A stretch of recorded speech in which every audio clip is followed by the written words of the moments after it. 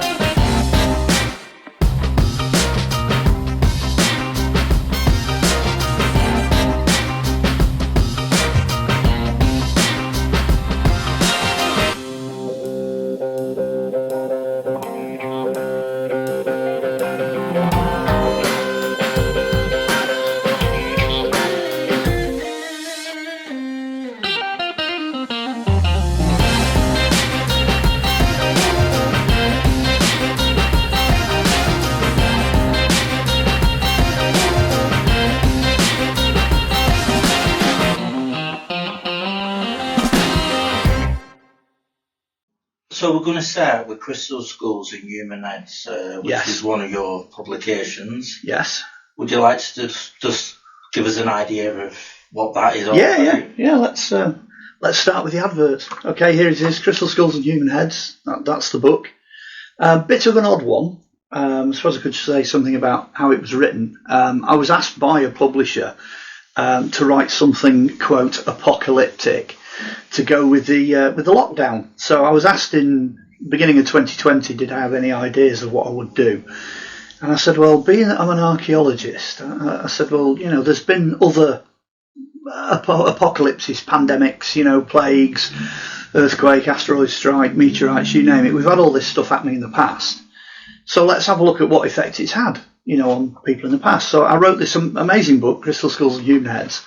There it is, which I'll now put down. Done the advert. Sent it into the publisher, and the publisher basically just went, I don't get it. So I don't understand. I don't know why. What's the connection? I'm like, human heads? All humans have heads. We've always had heads. It's skulls. That's it. I mean, as an archaeologist, everybody, and the members of the public as well, everybody tends to gravitate towards the skull because facially it's a representation of people in the past, so we can do a lot with it. You get the DNA, you can get the life history out of the teeth, you can reconstruct the face, occasionally you get the organic materials left, and of course the planet's covered in them because we've been everywhere, in all time periods. So I thought, what a fantastic thing to link together. And then you've also got, there's the iconography side of it. All cultures in the past at some point seem to have depicted faces, heads and skulls. So I thought, well, there's your link, isn't it? Choose your time period. There's going to be a head, a skull of some kind. So that was the premise. That was the basic premise behind Crystal Skulls and Human Heads.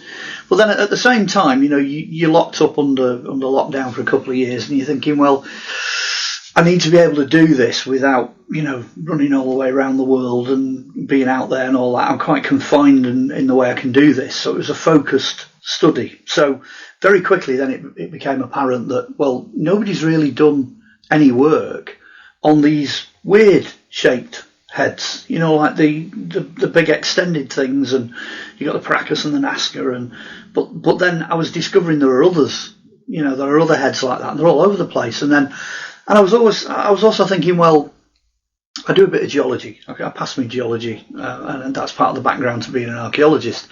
And I'm thinking, quartz crystal. There's all these crystal skulls knocking around, and I've done lots of mind, body, spirit fairs in the past, and 20, 25 years of it, and they turn up. You occasionally get them. What's that all about? Why would the ancients do that? So that was the basis of it, and I thought, well, I might get a book out of it. Because of the type of publisher I was approaching, I was aiming to try and get a book about 80, 90 pages, which is roughly where it's come in on. So it's the size of a proper book. And it broke down into nice chapters. In fact, it's worth me actually mentioning the chapters because we could perhaps follow the same pattern as the chapters. And basically, I did it this way. I did ancient heads, then I did Celtic heads, Because I thought, well, you don't just need to know about a head, you need to know about how people in the past thought about heads. And then human heads, because there's a variety of different sizes and shapes of heads. Stretched heads, well, yeah, that's a massive topic. Inside heads. Well, as soon as you've done those first few, the next obvious question after that is, well, what happens if you make the head bigger? I mean, that's a straightforward question, so that kind of looks at that. And then crystal heads. What happens if you start making heads out of other things? Extraordinary heads, because there are some really, really weird skulls out there. And then just to keep the publisher who it ended up with happy, which is Philip Mantle at Flying Disc Press. Hats off to you, Philip, for taking this one on. I did alien heads right at the very end, which doesn't go where people, I think, expected it to go. So by the time I finished, I got quite a respectable book here, which does cover all of that type of topic, and it does follow a perfectly logical thread. They all thread together. I don't think anybody watching this will not have a head. It's one of those things. I think we're on a fairly safe bet here, because you need to have a head to have two eyes stuck in it, so there won't be any headless people out there. Although in medieval times they did have people with like faces in the chests, but I'm not quite sure how that works. That was the commonality, that was the common factor. So I suppose the place to begin really is ancient heads and the attitude that they had towards it. Because I do a talk on the Celts, and I've always done a presentation on the Celts, and because of my archaeological background, obviously I'm aware culturally of the view that the Celts had of the human head. So I sort of went down that avenue and then suddenly discovered that lots of other cultures had basically the same idea. As I was saying then, your eyes are in your head, but then so's your nose, your mouth, your ears, your sense of smell. So really the majority of what your body is doing on a practical day-to-day level seems to come from the head. That seems to be the controlling factor. Now in the past they were very matter-of-fact about these things, and they just went, well, if that's the case, clearly we live in our heads. So they have this approach that nowadays, if you imagine the body as being a car, the driver sits in the head. That's where the steering wheel is, that's where everything's going on, the business end, if you like. And they had that idea in the past. So, for example, the Celts in particular, if they particularly didn't like you, so let's say you were a Roman, you were attacking the village and they really didn't like you, and they got hold of you, they'd chop your head off and then chuck the rest of you away and keep the head. So you had this cult of the severed head. Now, this is common the world over, so I'm only referring to the Celts, but it's common everywhere, that once you had that head, you actually had the person. You owned them, you had their soul. So that person then couldn't pass over. They couldn't go to whatever their concept of the next world was. What you could literally do is take that head, take it into your house, shove it on the shelf, and that's it, you got him. You own him or her, you've got them. Literally, you've got them. Everything that constitutes them is contained in that head. We know that happened over here. It's quite funny, actually. I don't know how violent St Albans is nowadays. It probably isn't, but there's a skull down there that was dug from an excavation where it was literally stuck on a spike. So when it was excavated, the spike had vanished, but you could see the hole going through the middle of it, and they literally took this head, probably still with all the organics on it, and just gone, there you go, stuck on a spike outside a temple. And there's lots and lots and lots of examples all over the place like that. The Romans had this idea of cutting the heads off dead people and putting them somewhere else so they couldn't come back from the dead. So gladiators in particular, all the gladiator skeletons that came out of York, they'd got skulls between the knees, they'd got skulls down at the feet, they'd got skulls next to them, but because they were so ferocious and vicious fighters and really strong characters in life, they took the head off, put it somewhere else. So you've got the early origins of how to stop a vampire in that, that kind of carried on into modern mythology. But the Romans were doing that, and to some extent so were the other cultures before that. So the Greeks do it, and so on and so on. So this idea that the soul resides in the head is one of those fundamental, basic background things that you need to know when you're looking at things like the human head. So obviously the first part of the book then focuses on supporting that, looking at burials, looking at different examples of that and what have you. And very quickly the book then sort of drifts, because you've not just got your standard regular heads.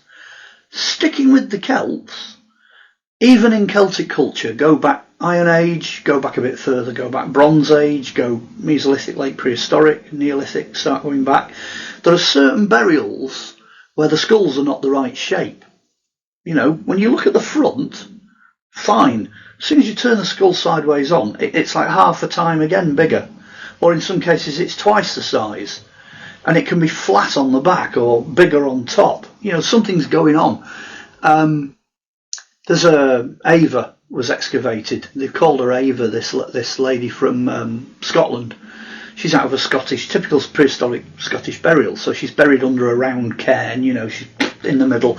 But they took some trouble with Ava because they actually cut a slot into the rock and put her in. You get this even-handedness as well in the past. You know, you'd probably only do that for a chieftain, but clearly she was significant. She's also on the turning point between Stone Age and Bronze Age. So they think, because they've done the analysis, that she's Bronze Age. She's an early Bronze period beaker person that's come over perhaps from Europe or whatever. But she's buried and she's got this really weird flat-backed head. So she was a fantastic case study. But immediately you're like, well, hang on a minute, stretched heads in Scotland, what's this all about? Well, again, I can reel them off. They've found them in Wales. They've found them down near Stonehenge. They've found them all over the place, these heads that are clearly bigger. Then you start thinking, okay, artificial or natural? Well, that logically, that leads you off to things like the Nazca, Paracas. These I've brought an interesting skull in here. Let's see if I can do this right. When you see them from the front, here we go. Ta-da! It's a skull. Hey, there we go. I'm getting direction here. Okay, there you go. Right, now I know it needs to be shoulder height. We didn't rehearse that, by the way. Looking from the front, you could say, okay, it's got really enormous eyes. This is a film prop, by the way. This is out of the Indiana Jones movie, from the cemetery scene where they're all going through the graveyard and they've all got weird-shaped heads. But again, it proves the point. From the front, yeah, fine, it just looks perfectly normal. When you go out to South America and you start looking at the Nazca Paracas, the kicker with this is when you do that, because a lot of them, the faces are down here, and they've got these enormously extended crania. And they were very naughty as well in the archaeology of the past, because very often you'd have a photo like that, but then you'd never have a photo like that, because it's got this huge bump at the back and everyone's like, okay, I can accept that. Not so sure I can accept that. So a lot of the early photographs, because they're in Egypt, they're also in Russia, South America, North America, they're all, you know, Europe, they're all over the place. A lot of the earlier photographs, they were basically fudging it. They were trying to show you a skull without actually showing the fact that it's 3 times the size it should be. So this is a great prop really to illustrate that. When you start looking at the Nazca Paracas and you ask this question about, well, what on earth's going on, you've got problems saying that these things are artificial. You can nail that fairly quickly. There's no suture lines in the skulls as a rule. I can't remember what they call it now. The little hole at the back begins with F. Anyway, the little bit where it joins onto the spine to the rest of it, that's in a different position and it's smaller. It's much further back. Obviously, the facial bones, the cheekbones, the eyes, and the structure of that, it has to be different because the skull's at a different angle. And then you've also got the problem that this particular race is giving birth to children with heads this size. Now that is really the clincher, that's the kicker. So where you've got these people running around going, well, they used to bind them with rope, or they used to stick boards on them, particularly the Native American Indians used to do that. They'd put flat boards on it, cradle boarding it's called, and they'd bind the skulls to change them and elongate them, and yeah, fine, they're man-made, of course they're man-made. But, and this is the kicker, half the skulls are not man-made, they're genetic. So, some good science out of South America. Forget all these mummies made of papier-mâché with dog skulls and all the rest of the nonsense that's doing the rounds at the moment. Some good science, they actually did have a proper look at the DNA. The DNA is different. It doesn't come from outer space. It's not aliens. It's nothing to do with that. It's a different human species.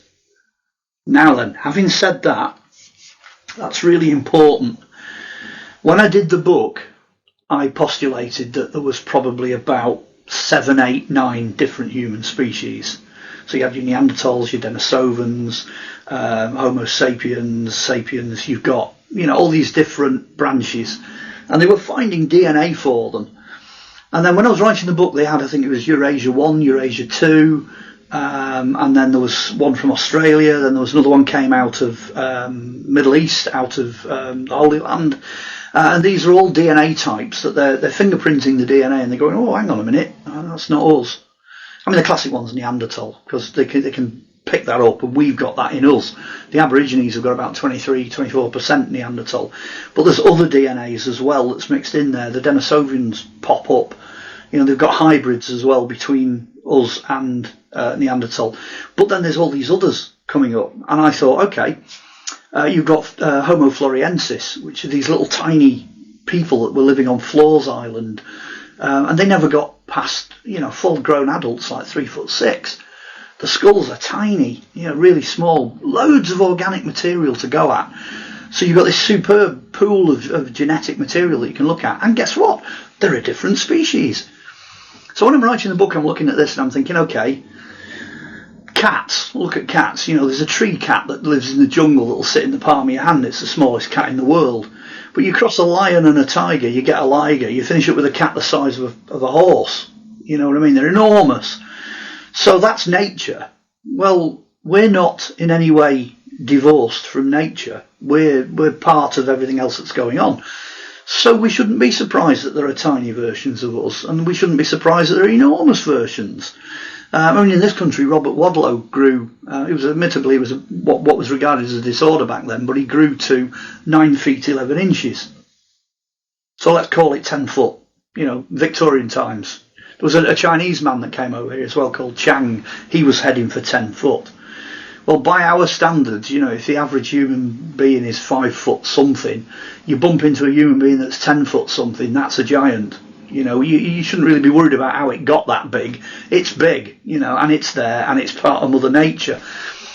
Yes, then, giants. You go back into biblical times, you look at Goliath and all his brothers and the kings that were around 1,300 to 1,600 BC, wiped out by the Israelites, average height, anything between 18 and 35 feet. They're enormous, they're huge, big human beings, but that wouldn't be a problem if that was a different species. There we go again, you see. So at this point, I'm up to about 9. Scientifically, there were about 9 of these when I put the book together. Now, this is how fast science works, this, because I finished writing the book at the end of 2020 and submitted it, and, now they actually recognise scientifically 27 different species, and they don't recognise giants yet. So if you chuck that one back into the melting pot and you say, well, there could have been several different versions of them as well, 30 species, 40 species, 50 species, there's as many different species of humans in reality, genetically different, so they're not altogether related.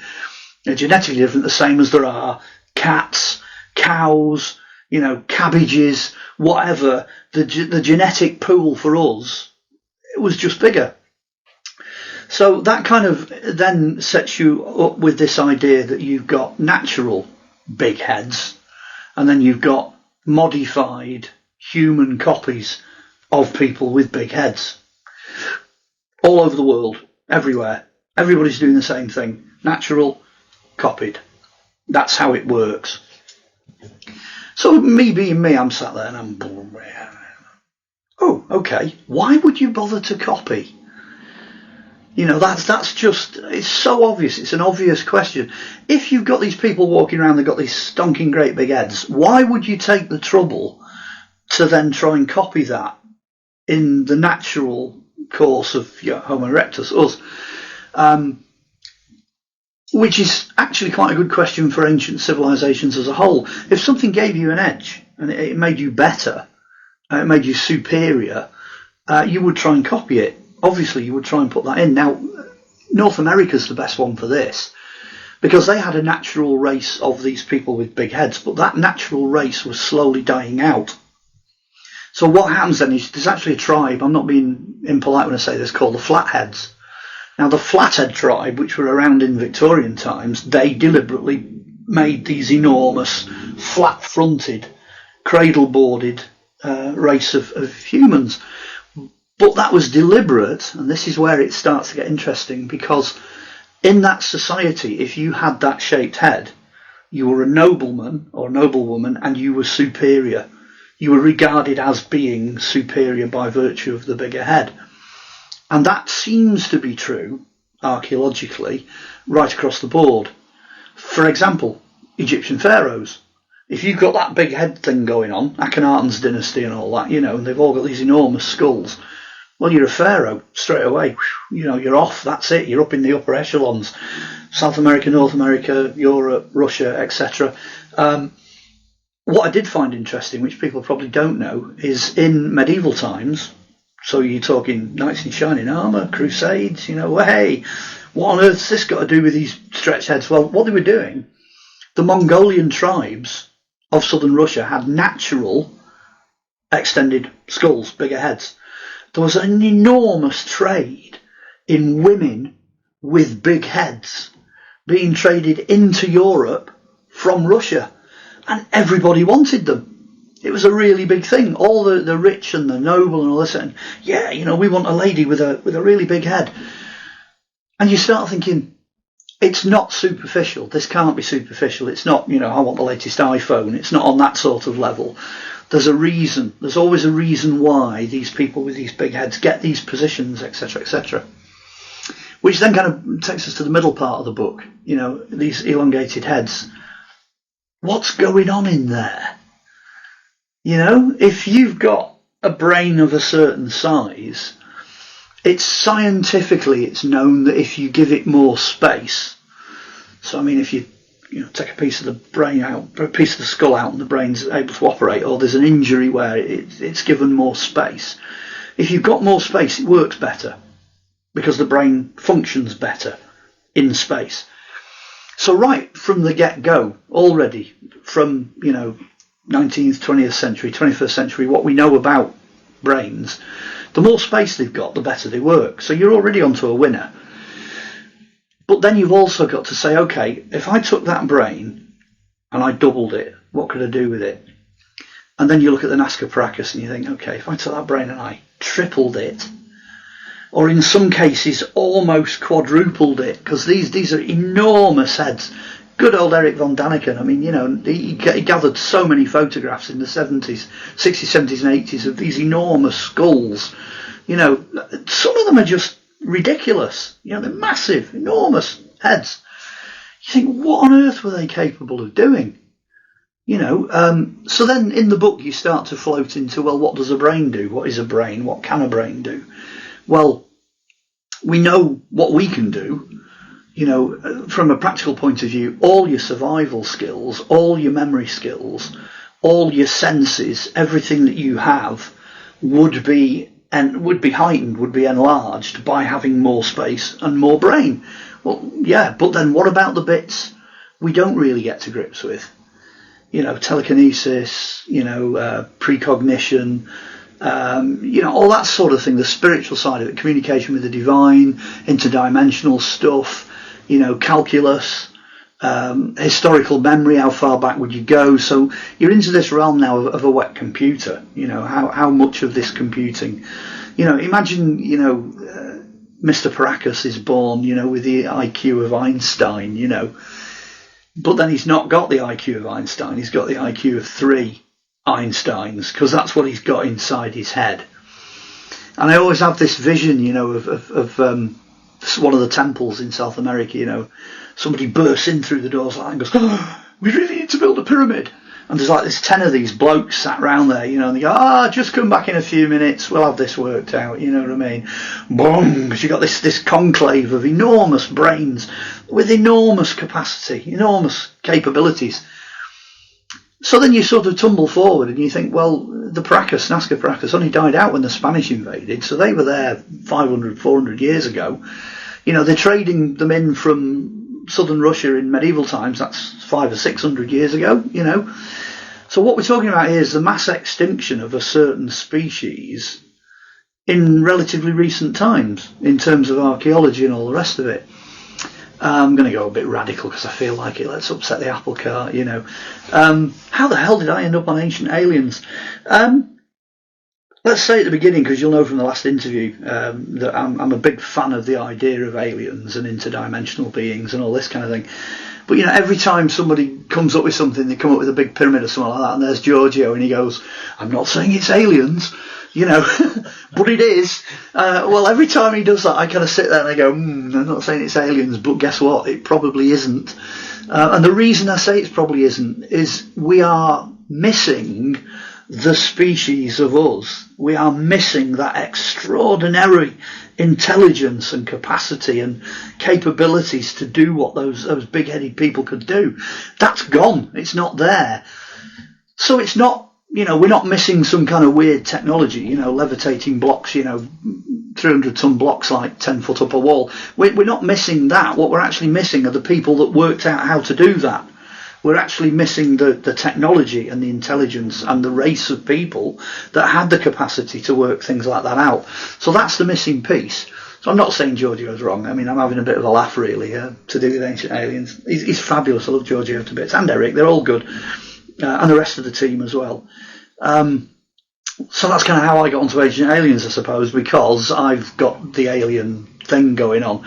But this one book, Crystal Skulls and Human Heads, really puts the cat among the pigeons, you know, because at the end of the day, it's like, yes, you've got aliens and they're probably capable of doing far more than we can even talk about. You know, they're off the technological scale. They're literally time and space and all the rest of it gone.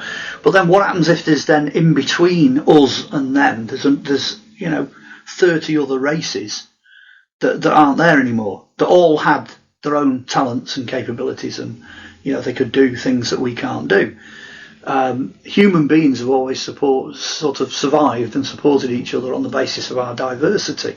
You take the diversity out of it, which is what we see happening now, and we just become weaker and weaker and weaker. We're losing so much more. While I'm going off the edge of the world, I'm going to carry on. Let's drop completely off the edge of planet Earth at this point. Evolution. Do I believe in evolution? No, I absolutely don't. I think that we were thousands of times more superior in the past.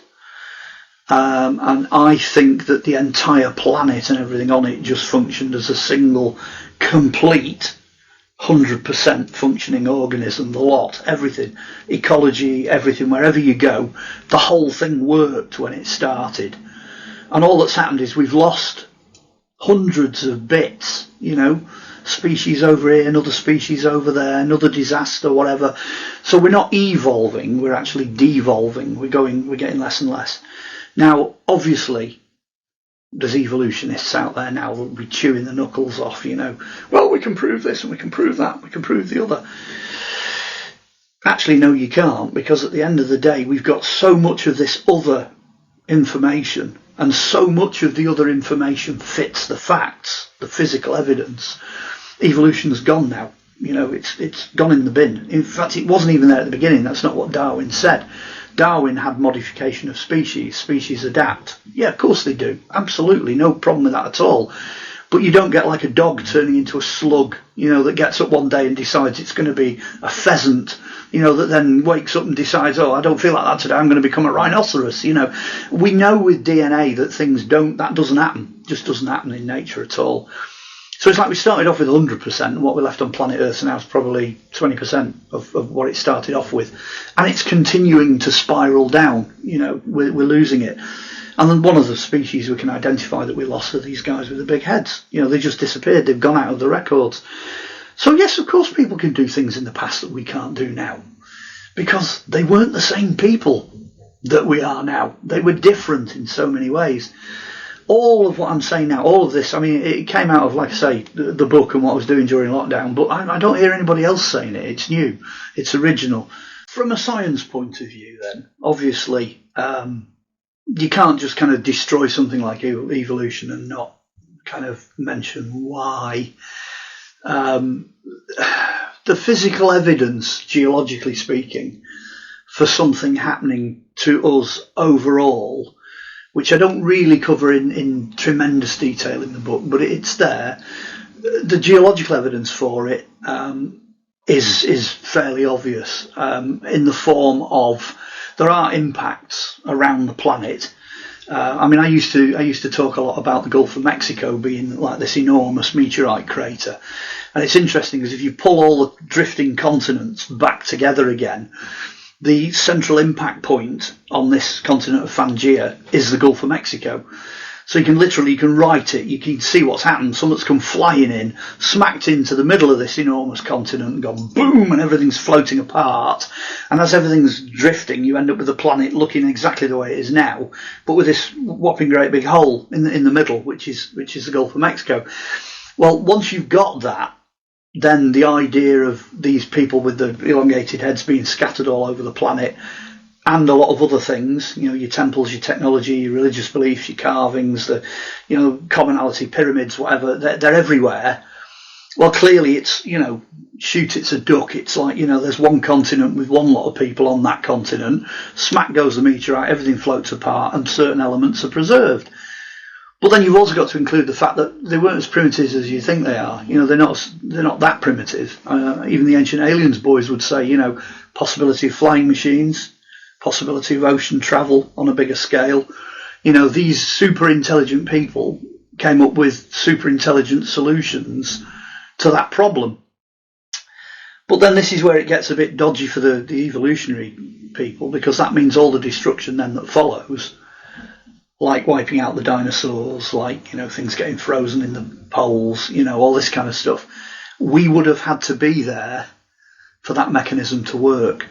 And geologically, archaeologically, whatever you want to go, whatever direction you want to go in, there is evidence to prove that we were there. You can tell we were there, There's lots of dinosaur evidence that's come up recently that proves the dinosaurs are nowhere near as old as we think they are. I mean, one that springs to mind is this, there's a Triceratops horn that they dug up in America. There's a bit of a laugh, this as well, because there's all these students, archaeological students on the dig, and we've got a horn. Oh, let's carbon date it. Well, nobody had told them not to carbon date it, because normally you don't carbon date dinosaur remains. Oh, because they're too old, you're not going to get anything out of those. But they carbon dated this thing. Comes back at like 35,000 BC. In millions of years now, you're in our time period. There's footprints wandering across North America from 27,000. So then you've got all the other things that go with that. You've got cave paintings, cave art, models, missiles that we've thrown at these things still stuck in the bones, tracks of dinosaurs next to humans, the list just goes on forever and ever. So, I don't go into fantastic detail in the book, but that's behind what I'm saying.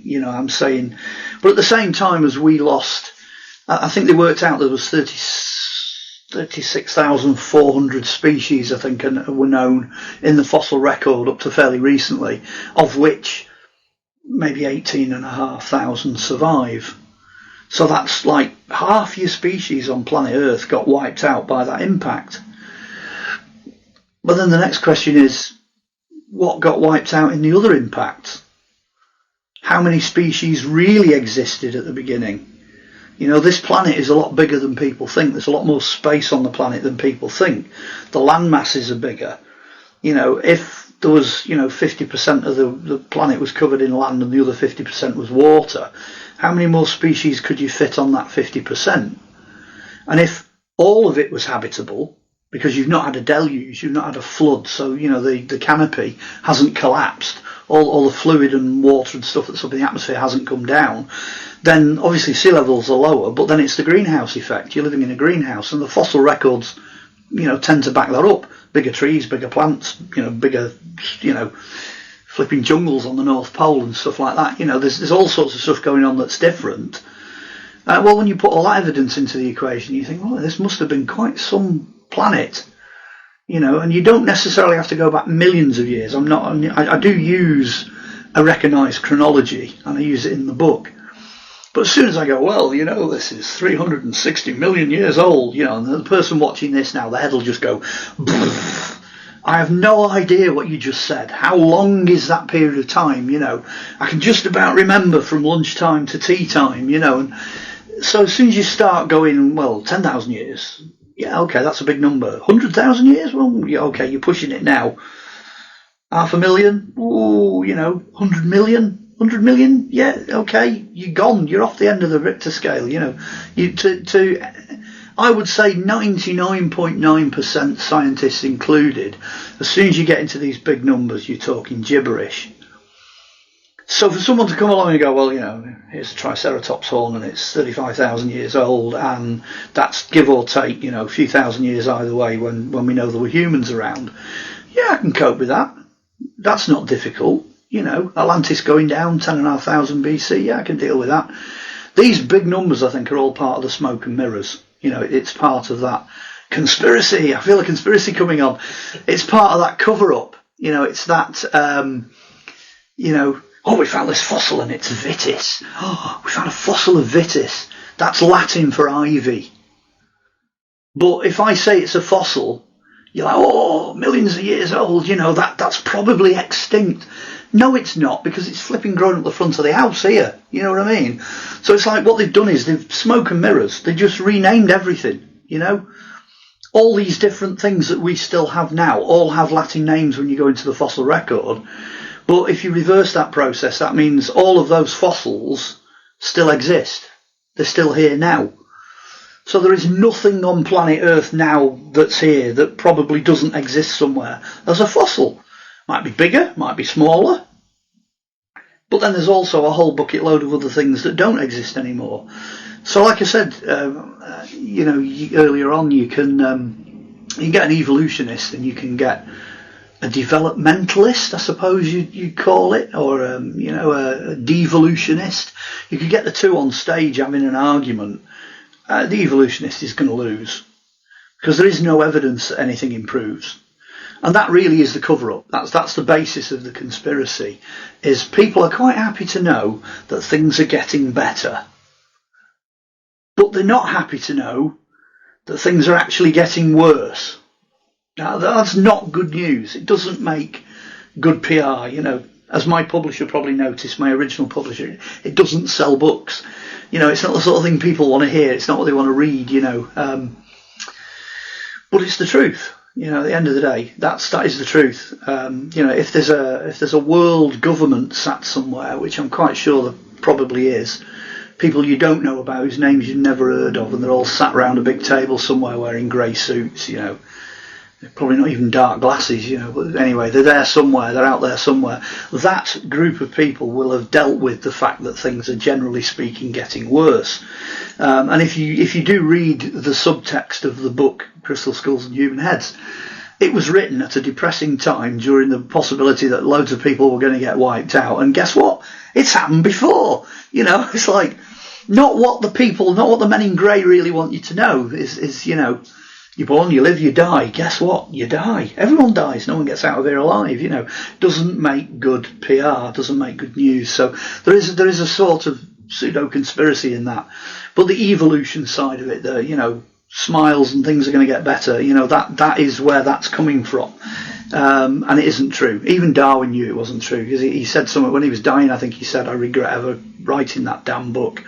And that was his last words, and he died. It was other people took what he wrote and then ran with it, and it became that. So that kind of deals with that as an issue.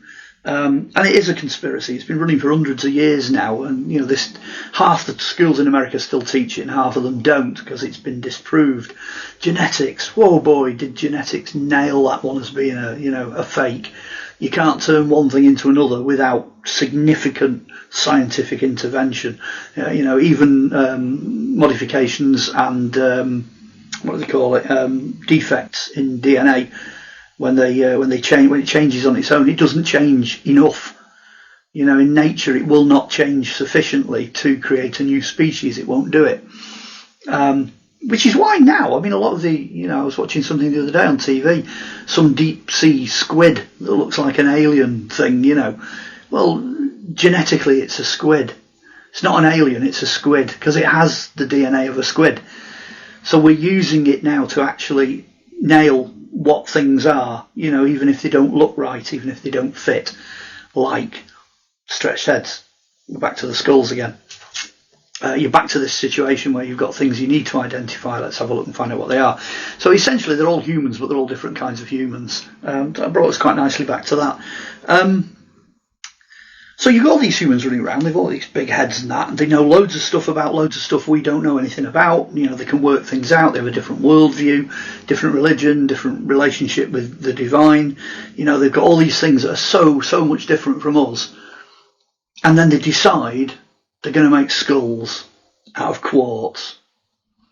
When a human being is developing as a child in the womb, silica is essential for the development of the brain. Okay, how the hell did they know that? How did anyone in the past know that? How could you possibly know that deficiency of silica means that you end up with a stunted brain at birth? So straight away I'm thinking, well, hang on a minute, they've been making these skulls, in South America for thousands of years. Where's that come from? Where's that piece of information come from? And then the other things, I started then looking at quartz itself. What is this thing to do with quartz? Well, as an archaeologist, you know all about the qualities of quartz. The Celts used to make balls, crystal balls, that they'd use as magnifying glasses to start fires. They turn up in graves. They're nothing to do with seeing the future. But then there's that aspect as well. What about this idea that something might be written in there? We'll come back to that in a minute. But then you've also got quartz silica turning up as flint, so it makes knives and this, that and the other. Bang it together, two white quartz balls, it'll give off this strange blue flashing light. We still don't know what to do with that. It's triboluminescence, it's electron discharge. Looks great, it's really good fun, Show kids in the dark how to bang these stones together, Pick up some white stones off the beach in Wales and give it a good bang. And off they go, there's sparks flying everywhere, but you can't start a fire with it. You need a piece of steel for that.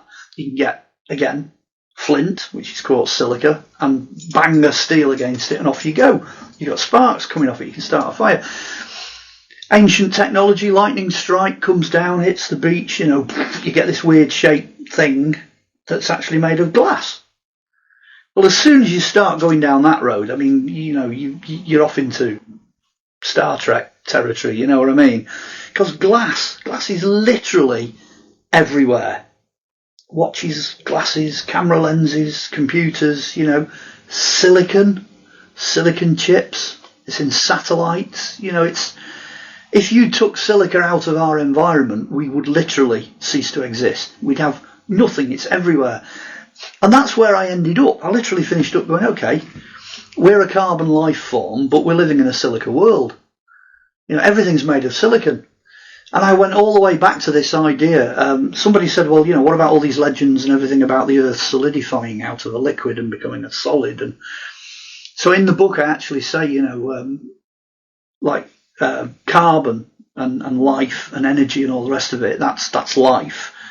But the first child, the really intelligent, useful child that is produced, in a sense, is quartz silica. That's what it is, the first thing, because it solidifies, crystallizes and becomes, so all this life and all this energy and everything that's going on and everything that's sort of invisible and intangible and, difficult to quantify, the first thing that it gives birth to is quartz silica. That's it, there it is, boom.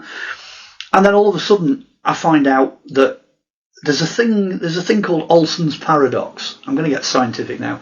Olson's paradox is what happens when you try to work out what the Earth's core is made of. If you get it wrong, you get Olson's paradox. So in the Victorian times, you're like, yeah, big magnet, sucking great big ball of iron, whizzing through space. We're sat on a magnet, that's why everything's magnetic and electrical. So what they've done is they've computer modelled it, and you get Olson's paradox. It doesn't work. It's just complete and utter disaster.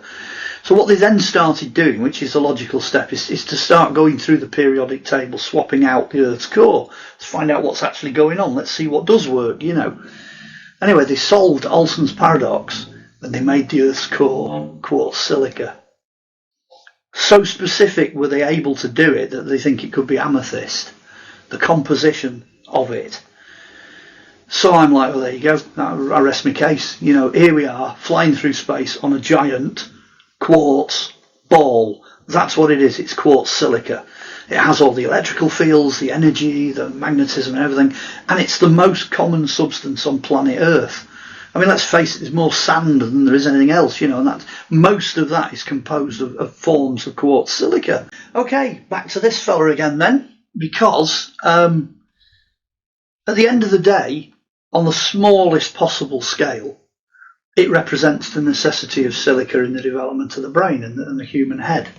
Before you're even born, you need quartz silica, obvious choice then to make the representation of the head.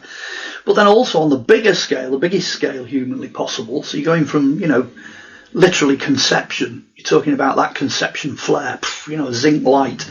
Here we go, we're arriving all the way to the other extreme where you're talking about everything, the entire of everything that's on planet Earth, is represented by a quartz sphere.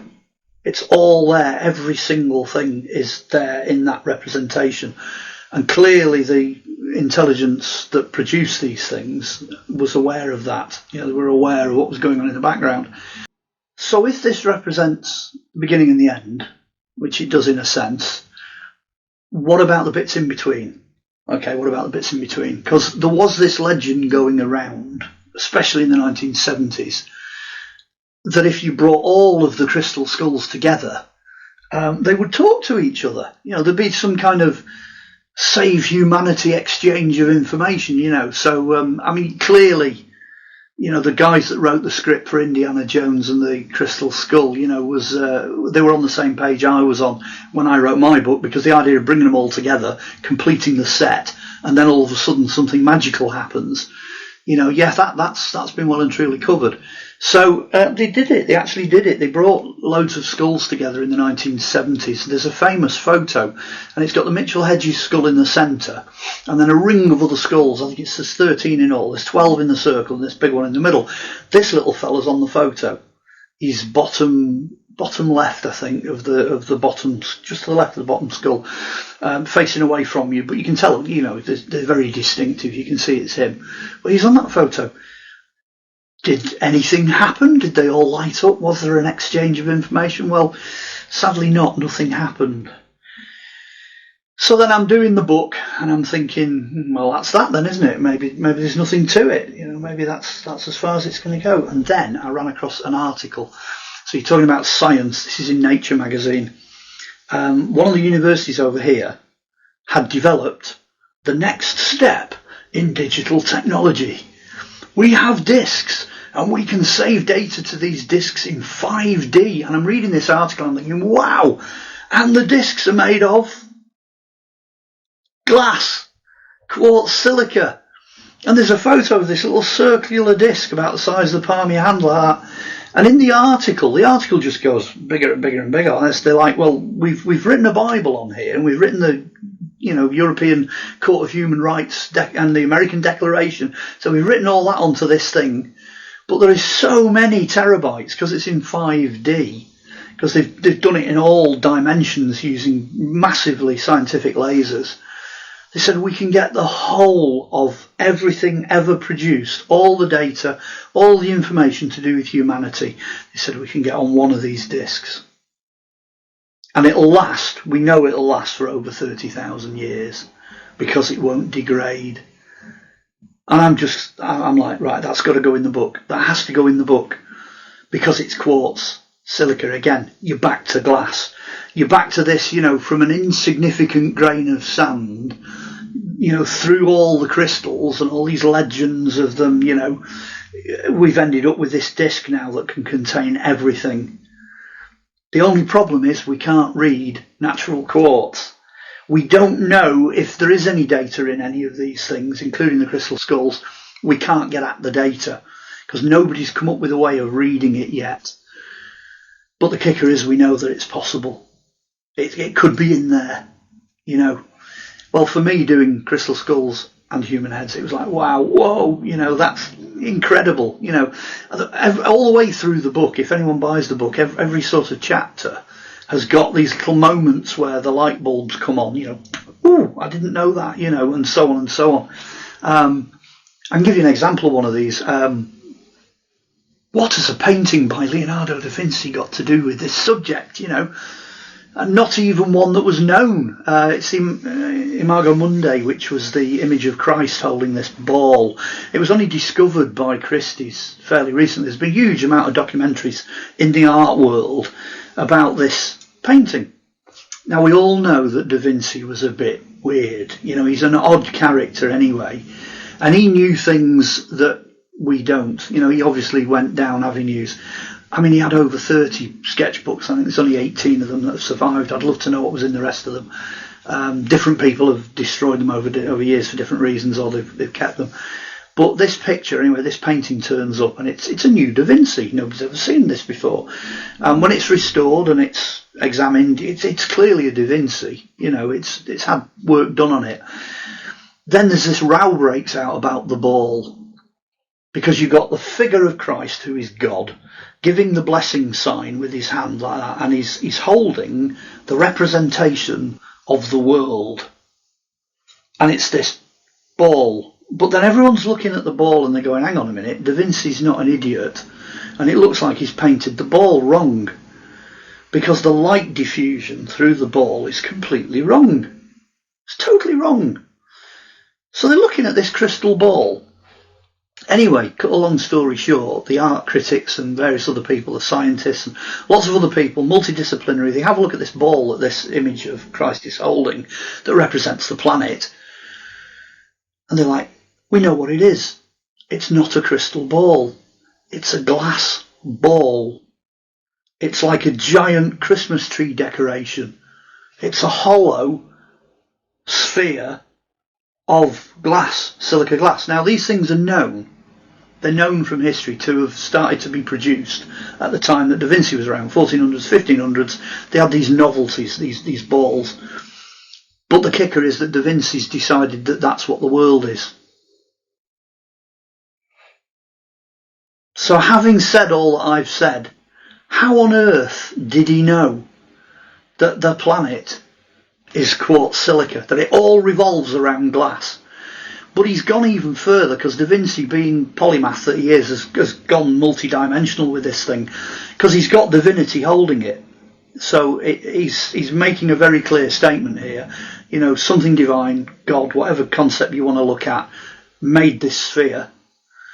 But even more than that, the area that we live in is the inside of the sphere, and we can't get off it because we can't get through the silica ball. So he's making a religious statement. He's making an artistic statement, a scientific statement. He's making a visual statement. He's also making a religious statement, because that's the kind of guy he is. So the statement behind this ball is, well, that's it. That's what you've got, guys. This is it. You're living in a silicon world. Which, I mean, I've done it before, and I've said this before. You can't get out of the Van Allen belt. I've upset the evolutionists. Let's upset NASA. We never got off the planet. We never went to the moon. Absolute nonsense, rubbish. You can't fire anything off this planet, and that's what Da Vinci's telling you with this glass ball. You're limited. That is it. Whatever's inside that ball, that's it. We literally are the only planet of choice. That's it. That's what we are. And it's amazing, though. It's back to this silica again. It's back to glass. It's back to quartz. It's back to, you start off writing a book, and you finish. You're starting off and you're writing about, you're in some great huge hole full of mud on a Roman dig, and you pull out a skull. It's there. Oh, that's a bit unusual. And you finish up at the end of the book, and you're thinking, That's the entire of life on Earth. It's time and space and the way things are made, and creation, if you want to go down that route, or however it was that the planet came into being, from a liquid to a solid to what it is now. There's science behind this, there's evidence, there's proof, there's things to back it up. So you've got this tiny book that starts off sort of in the middle of nowhere, and it finishes up at the end of it. It's absolutely earth-shattering when you actually read what's written and think about it. Because I've not done the thinking for you, I've just presented the evidence. Because I love doing that. I love going, what do you make of this? Let's see if you agree with what I think. This might just be going in this direction. Maybe. Which I'm not doing in this interview. Obviously, I'm completely and utterly putting it out there. This is how it is, kind of thing. And then you get to this point with the book. You've then, by the time you've got to sort of the last chapter, you've pretty much defined how things are operating, how life on Earth is working, using science and using what we know to be true in very simple terms. There's nothing in there that you or I wouldn't just understand automatically. It's not complex. You can go dig into the science if you want. I've got some enormous 30, 40, 50 A4 page reports on the science, so I can back it all up if I want to, but there's no point doing that in a book. You get to the last chapter, and this is where it gets quite nice, actually, because the publisher that said he didn't get it, don't really understand this. He publishes some pretty amazing books. He's done 3 of mine in the past, so, jolly good. But then the publisher that did get it, that just picked it up like that and just went, oh, yeah, I know where you're coming from with this. Back to Philip Mantle again at Flying Disc Press. There's a man that likes to take a risk or two. I think I said this about King Arthur. I'm looking at my books and I'm thinking, I don't know if he's going to take the risk on this. Is he really going to take the risk on this? And then it suddenly dawned on me, if he's willing to report on, a little green man turning up on the White House lawn in a giant silver disc, he's not going to have any problem with, King Arthur being in North Wales, or, these stretched head guys building the pyramids. This is chicken feed compared to what he's used to. You know what I mean? He's totally used to this. It's not going to faze him at all. So hats off to Philip for taking a chance on this one, because there are some really touchy moments in the book. But the last chapter, which had to be written, which wasn't in the first draft when I first drafted it, was the alien heads side of it. Because it's okay saying, well, super intelligent, hyper intelligent mega beings, wet computers, they're capable of doing this, that and the other, they can build the pyramids, they can do all this. All these species, this massively diversified world, it's all silica, it's flying through space, Somehow you've got to join the dots with all of that.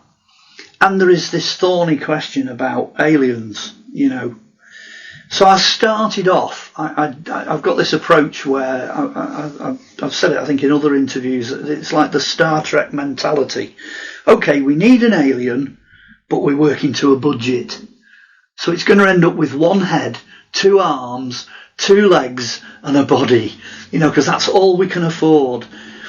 Well, 90% of what's coming out of these flying saucers has got a head, 2 arms, a body, 2 legs, and it looks very much like us, and it walks like us, and it's like, and I'm thinking, well, blow me at the end of the day, it may as well as be us.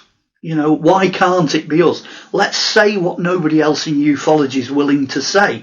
Everybody's like, it comes from Mars, it comes from Venus, it comes from Sirius, it's this, that and the other. And I'm like, well, if it came from these planets, it would be a gas cloud, or it would be a jellyfish, or, it'd be made of stone, or it would not look like us or function like us or do what we do. But it does, and that's the kicker. So what happens if it is us? Well, then the next logical question is, where the hell are they coming from? You can talk about interdimensional, this, that and the other, but for me that's too amorphous. It's not specific enough. It doesn't mean anything. It's like, it'll rain or get dark before morning. It's one of those, it can mean whatever you want it to mean. So I got to thinking about it, and I thought, okay, let's think. Let's go all the way back to the start. What would Fangia have been like before it was smacked into by that enormous meteorite that created the Gulf of Mexico? Oh, they found a bigger one as well. I nearly forgot to mention that. Socking great big thing the size of the Gulf of Mexico, and everyone's like, whoa, that's a pretty big impact. Anyway, they've just finished doing the Antarctic survey, haven't they? And they've found another one 3 times the size underneath that. So underneath Antarctica is another one of these whopping great big impacts. So it's not the first time it's happened. It's happened a few times. And I'm thinking, what would these people be like with these big heads, in this world where, you can be feeding a brontosaurus out of your 50th floor window, and it's a strange world. But I'm thinking, okay, you've got this enormous great head with all this capacity to calculate stuff. What happens if time and space isn't a problem? If Einstein can get to grips with it and Tesla can experience it, and then you go back in time, you start looking at some of the prophets, in inverted commas, these guys in the past who have clearly been able to see the future. Some of them are hundreds of years, some of them are thousands of years, but it's not that long ago. There are people out there with brains that can do that can get to grips with time and space. I thought, well, instead of asking to build a pyramid, what happens if somebody walks into that room and says, why don't we time travel, lads? Why don't we have a look at time travel? What about time and space? Because these are guys who are sat there and they're clocking the heavens. Clearly, anyone that has anything to do with prehistory, prehistoric monuments, knows that was the big deal back then. Everything from Stonehenge to goodness knows whatever. It's all to do with the planets. It's just a giant mechanism, clock mechanism, if you like, that they're working with that obeys certain rules. So you've got these guys all sat around. There's observatories in Palenque and places like that, and they're looking at the stars. They obviously have the same thing all over the planet. They're watching the heavens. Well, that's their idea of time. You might be looking to find the odd sundial, but other than that, there's no clocks, nothing. Their time is real time. Well, supposing they come in and say, well, I wonder if we can mess about with this. What can we do with this? And then you've got this idea of dimensions. What happens if there are more dimensions? Well, science at the moment is saying there are. There's more at both ends of the light spectrum, and then you're off, Tesla ground with wavelengths. You're into Tesla's territory.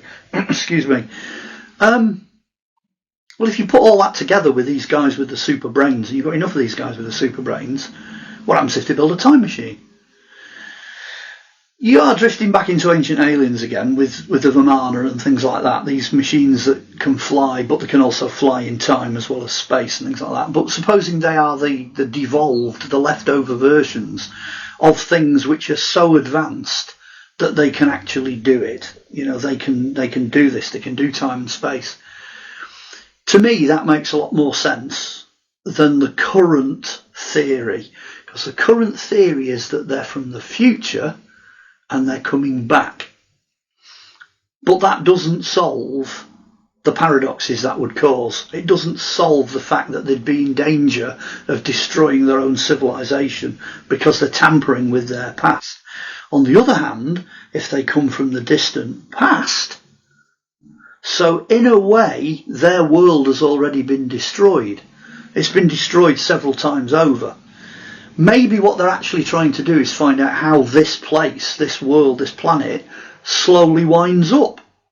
Where does it end up? Which is the negative side of the end of the book, because it's okay, everything's devolving, we're sailing into destruction, we're going off into the night and we don't know how this is going to end. But that would also explain why they look like us. They clearly understand us. They have technology, which is tangible. But they're also doing things like, they travel all this distance and they pinch a cow. What's that about?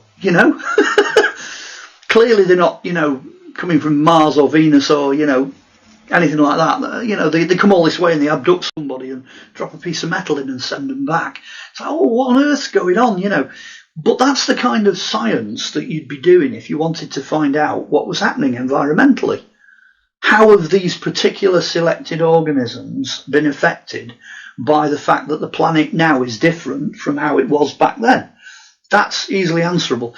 So you can see that what they're doing, their appearance, the technology and what they're actually doing, looks to me more like science coming from the distant past to find out how things are wrapping up.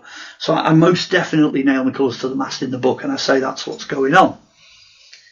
But, and this is the good news, this is the light at the end of the tunnel, these guys, a lot of these aliens, have got big heads. They've got these sucking great big brain cavities. So we're dealing with this ancient race. Well, clearly the ancient race knew what it was doing when it was around. So clearly if it turns up again, it's going to know what it's doing when it turns up again.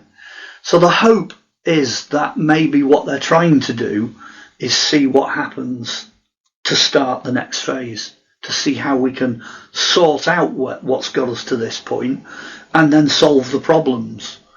Because at the end of the day, if you've got a race of us that are sympathetic to us, they're genetically the same as us in many ways, other ways they're different, but then they've got all of that ancient consciousness, all of that golden age perfection that we dream of. If they've got all of that, plus all of the technology, plus all of the knowledge, plus a connection to whoever or whatever the God is, if they've got all of that, then they're in a better position to fix what's going on now, head and shoulders better position than we are. They can look at things in different ways than we look at things.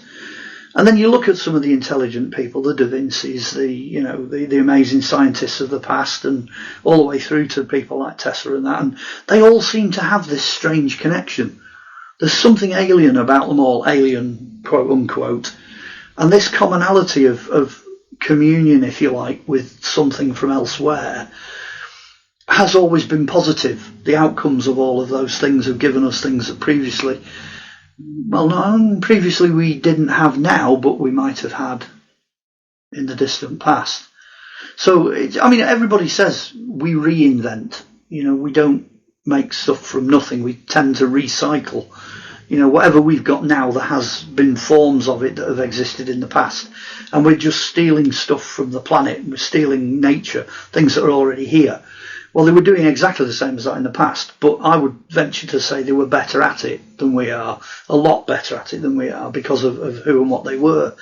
So the kicker is that maybe, just maybe, even though things are, going gracefully into hell in a speedboat, then, there is just this hope that we can pull it back with the help of these other things that are coming in.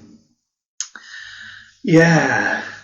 I'd love to have been able to go back sort of 700 or 800 years and sit with one of these guys, in the temples in South America with the enormous heads, and find out what they were really like and how they really used to tick, what they really used to think. I get the feeling that what we're aiming for now, in terms of trying to strike a balance with the planet, I think in the past we already had that. So what we now think of as wow technology, you're looking at things and you think, everything from flipping Teflon to magnetically powered trains to whatever you want to look at. I think they would have looked on things like that with absolute horror.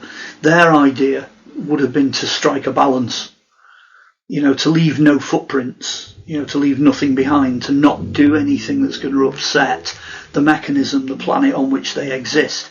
And they'd have done it with a level of understanding that we don't have. What we've done is boxed ourselves off. We've followed the Roman principle of living in little boxes, There's us and then there's everything else. And we've become more and more detached from the planet that we live on and the energies and the things that are here. And, we have to reach out in order to discover. Well, I don't think they had that. I think they were a part of it all. They were just, they could live in harmony.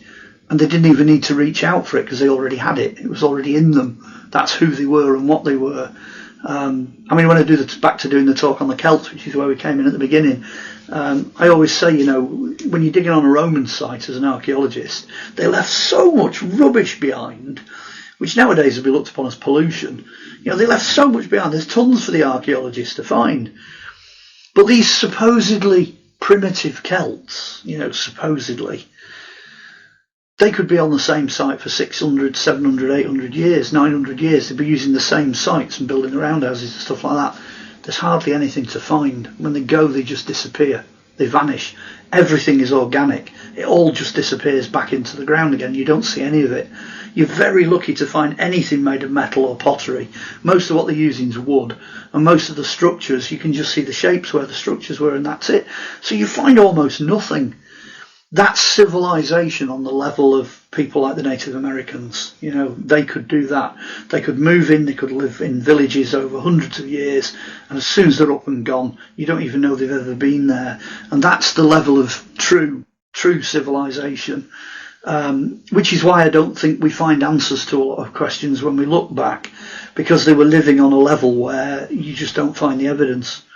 So I'm going green on you now. All of a sudden I'm ending it with a sort of a green plea, if you like. I think as long as we're generating as much rubbish as we're generating now, I don't think we'll ever get to the point where we're green. We just need to sit back and completely reappraise the way we're doing things, but in the way that these people in the past would have done. I mean, Winston Churchill said, the further back you look, the further ahead you can see. And I'm totally with him on that one. I mean, that was in the Queen's speech as we went into the new millennium, 1999. She actually quoted Winston as saying that, further back you look, the further ahead you can see. So really, as a punchline, I suppose that's it. And that's the moral of crystal skulls and human heads. You sort of go through all this technology, you have all these wow factors, and it teaches you about our past and who we were genetically and all these other species and everything. We go all the way through that. But the punchline at the end of it is they, to some extent, didn't get their act together. It went wrong for them for different reasons in the past. And now it's sort of with us to try and get our act together, try and get it right. So, 100 years from now, someone's probably going to be watching this interview on some weird little device going, hey, guess what? He was right. We had the pointer there. All we had to do was, come into harmony with all the, this, that, and the other, and science is going that way. We've got the possibility we might finish up cracking certain mysteries, But I think these guys with the whopping great big heads, I think there's something to be said for that. So if there's anybody left out there, and this is an appeal, with a head that's 3 times the size of anybody else, please let us know.